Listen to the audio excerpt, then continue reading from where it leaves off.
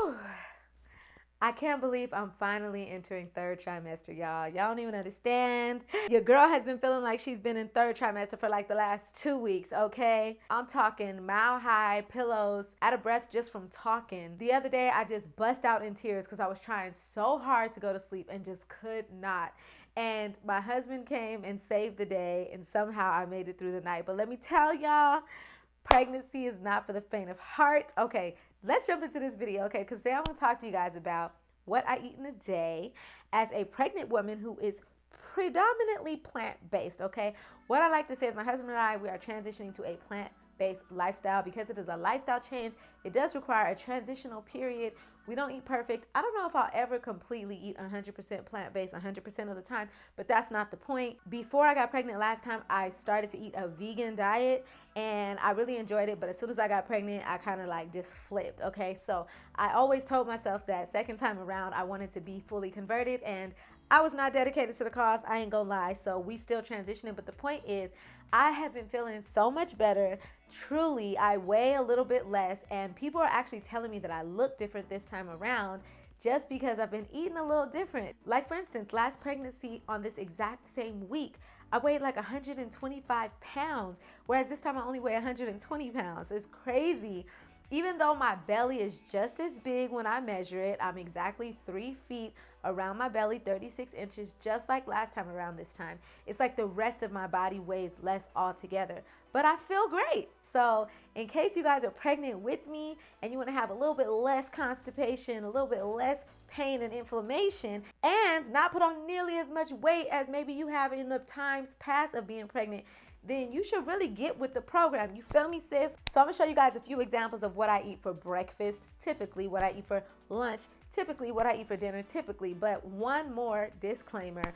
Honestly, with the way that I've been eating lately, eating a lot of whole food, plant-based meals, I don't get hungry as much. I mean, sometimes it hits me randomly off guard and I'll just be starving, but it's rare. It's like this food really keeps you full longer because it's truly providing you nutrients and your body is not starving. You know, a lot of times we stuff our faces with large quantities of empty calories, large quantities of refined and processed sugars, and those things are not actually feeding us. So our cells are still depleted of nutrients, and that's why we feel those strong sensations of hunger. And so when you start to really feed your body what it really needs to survive, you find that you're just not as hungry. And I would say that that's probably one of the suckiest things about pregnancy right now.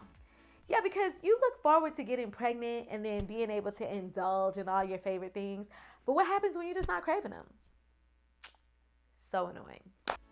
So let's jump in to what I eat in a day, being pregnant and plant-based. And at the end of the video, I have a small message for you loyal subscribers who are probably wondering who won the giveaway of my most recent giveaway.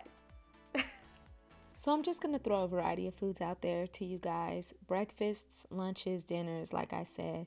Maybe even a couple of bonus things, but I basically just want to give you the gist. So typically I start my day off with some sort of smoothie or shake. This is an example, like a protein shake, a berry smoothie. One time I even made one with mangoes and papaya, which is the orange one at the end. So I just kind of like to switch it up and try to do anti-inflammatory alkaline smoothies that are going to give me a variety of fruits, vegetables. It's funny that I didn't actually show the green smoothie, which is the one that I actually go to more than anything. But that's an example. I like to start my day off with smoothies. And then the next thing that I like to go to is oatmeal. Now, I'm not saying I eat oatmeal every single day for breakfast, but I do try to make it a staple part of my breakfast routine. These are just a few pictures of different ways that I dress my oatmeal up. I like to add chia seeds, hemp seeds, apples, walnuts, raisins, all of the good stuff, the plant-based milk, and just try out different recipes from different people on YouTube who share different ways that you can make it. The more exciting that you make your oatmeal, the easier it will be to eat on a regular basis. And when I am just too busy to cook oatmeal, then I just try to dress up some basic cereal or granola with some fruit and some power-packed seeds like the hemp seeds and the chia seeds. So I know I'm actually getting a complete breakfast. And then when I really have time, I'll cook. So this is an example of a plant-based omelet and a plant-based scramble that I made out of chickpea flour, the scramble out of tofu, one of my favorite brunch savory go-tos is this sweet potato scramble, which is no eggs, of course, but it's all vegetables and yams, and it's so bomb.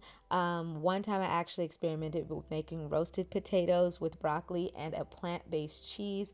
Oh my gosh, you guys, it's so shocking how close you can get your food to tasting like regular food. So moving on to lunch, typically with lunch, I like to keep it kind of fresh. So salads, wraps, sandwiches. That sandwich on the end is actually chickpea tuna, which is one of the first plant-based lunches that I learned how to make. And you can now buy vegan mayonnaise. I don't think that I use vegan mayonnaise in that, to keep it 100. But anyway, another thing that I like to go to for lunch is pastas, sushis. Did I mention pasta? I love pasta, but honestly, I think that I should keep it to a minimum. So I try to buy like healthy pastas that are not enriched with enriched flour. And then, with the sushi, you can do quinoa, you can use brown rice, whatever you like. Now, for dinner, one of the easiest go-tos is Mexican food, honestly. So anything involving black beans, rice, salsa, and avocado. And these are just a few different variations where I may just put it all on a plate, throw it in a taco, or actually try to make like a chipotle bowl.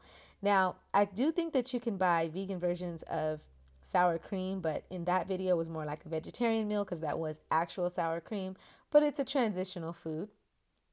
Here's an example of a plate that I made the other day. It's just quinoa, Brussels sprouts, and some sauteed vegetables. I recently learned how to make dal, which is an Indian dish, and one of my friends sent me a recipe to vegan lasagna. Oh my gosh, when I tell you guys, it's crazy how close to actual lasagna that tasted. Now, I want to point out that for dinner, for lunch, for everything, I typically make a variety of things. Like whatever I'm craving at the time, I just try to make it plant-based, try to find the most wholesome, healthy ingredients and not just rush to the quote unquote vegan ingredients, which can a lot of times be very toxic. So I do cook a lot from home. And in these pictures, I didn't even show you guys things like spaghetti and pizza and some of the other variations of classic go-to foods that you can create plant-based, but you're going to spend some time in the kitchen. Now, another thing throughout this pregnancy is I'm always craving juice, especially because we just finished summertime. So sometimes I'll make my own homemade juice, like what you see right there, which is like a green juice, or carrot juice, one of my favorites. Recently, I started craving grapefruit juice, and I actually juiced a grapefruit, and it was so bomb. Oh my gosh. I didn't take a picture of it. That's why I show you the picture of the grapefruit. But making homemade juices is amazing, but it's always better to eat the fruit whole so that you get the fiber and all the other nutrients with it without just extracting the super sugary juice. However, I love me some juice. How about you?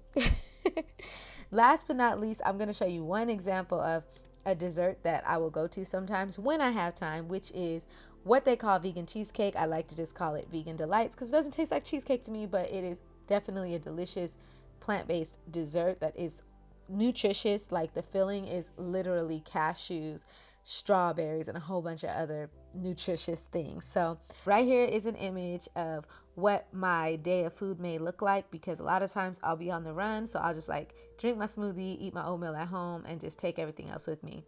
Keep it simple. I really like to include some sort of beans or legumes at least once a day. So that's like chickpeas, lentils, like in this picture, black beans, some sort of pasta. That's just because I like pasta. I don't really think pasta is something that's necessary, but it does have whole grains when you choose healthy pastas, and you can throw a lot of vegetables in there. Salad on the side. I think fresh greens every single day, at least a few servings is necessary, and some sort of fresh fruit. So on a real tip, I just want to let you guys know it does not have to be complicated. Don't take it lightly, the small incremental changes that you're making. You don't have to feel like you have to make a big flip overnight, and don't feel bad if you can't do all of the things that you want to do right away. But getting your taste buds adjusted to these types of foods, getting your pockets adjusted, getting your grocery shopping regimen different, these are all part of the process. Real quick, for those of you who entered the giveaway that I recently posted about in my last video, where I said I was going to give away a copy of Education Over Medication by Dr. Bobby Price, I just want to let you know that the winners are the only 2 people who left comments. I said for you guys to leave a comment and tell me what your greatest health challenge is, and literally up to this point, only 2 people entered. So I'm going to just go ahead and send both people a copy of the book. So Sasha, if you're watching this, Send me your new Addy, baby, because I know you moved away, okay?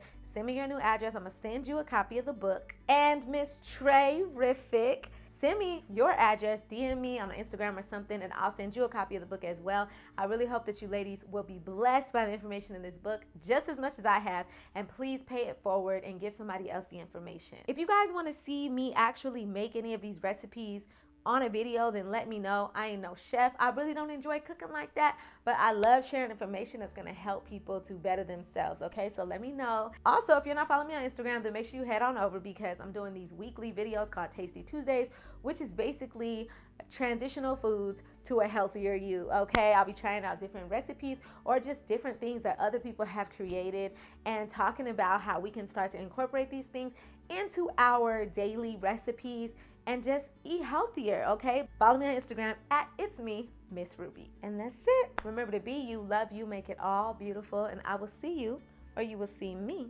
on the next video.